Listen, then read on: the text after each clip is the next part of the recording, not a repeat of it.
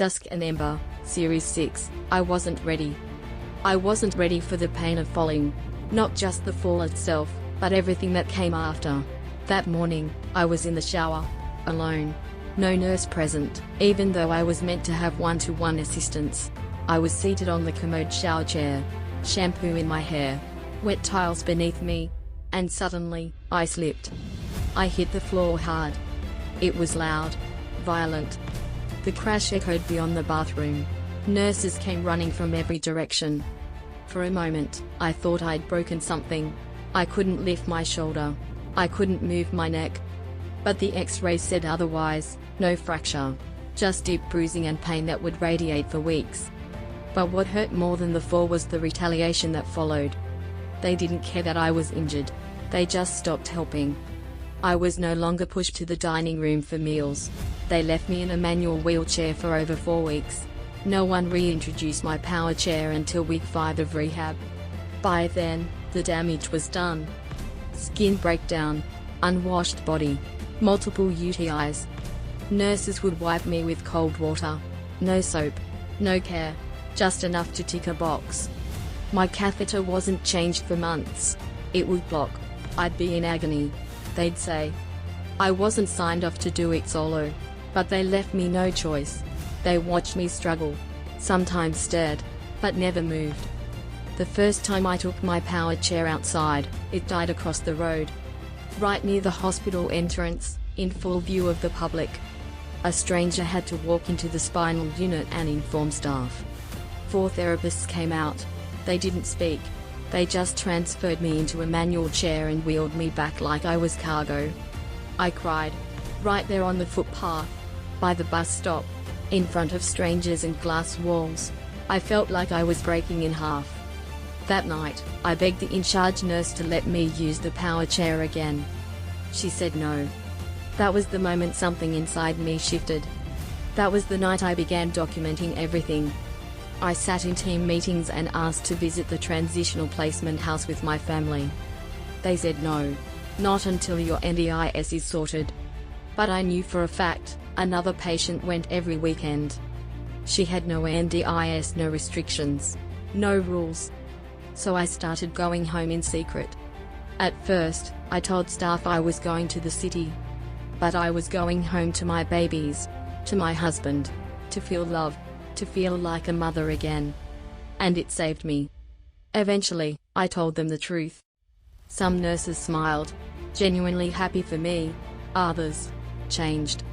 Retaliation didn't come with words. It came with silence. My food tray portions shrank. Little things went missing. Cutlery, condiments, yogurt cups, extras, gone. Some nurses stopped looking at me. Others stopped speaking altogether. They turned me into a shadow. Then they took my power chair, again. Gave it to a white patient they said would never walk again. Prioritized his access. Ignored my safety. I was handed a chair that didn't fit my weight.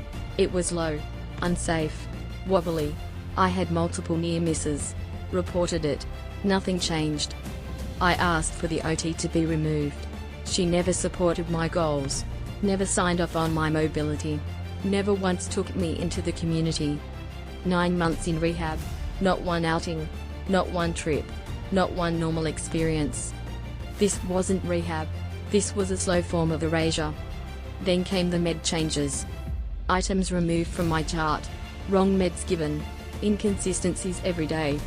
Confusion. Manipulation. Psychological warfare. Eventually, I was moved out of the room opposite the nurse station. I had asked to be moved for privacy. For peace. The nurse said she'd help. But instead of calm, I was placed in the last room. Right beside the supply area. Nurses barged in constantly. Lights on. Conversations loud. No peace. No respect. Even during handover, I begged for my curtains to be closed. They never were. The patient next to me had once been a friend. We shared lunches. Laughed together. But once I moved into that room, he turned cold. Avoided eye contact. I had told him about my complaints. My mistreatment. And suddenly, he was getting special treatment. Extra snacks. Extra time. More attention. That's when I knew. He had told the nurses everything. I cut him off. When he left, I felt relief. Like a weight had finally exited the room. Then I began to notice the pattern. New patients placed with me always watched. Their eyes stayed on me longer. Too long. At first, I thought it was paranoia. But I realized. They weren't judging me. They were witnessing me. They saw what I was doing. They saw the fight in me. The light. One night, I came back from the shower. Half naked. Soaked. Dizzy. Cold. I could barely breathe. I stumbled into the room, shivering, no towel in reach. The elderly psych patient opposite me, she saw me. She panicked. Yelled out, "Nurse! Nurse!" Ran to press the buzzer. Looked me in the eye and said, "Are you okay?"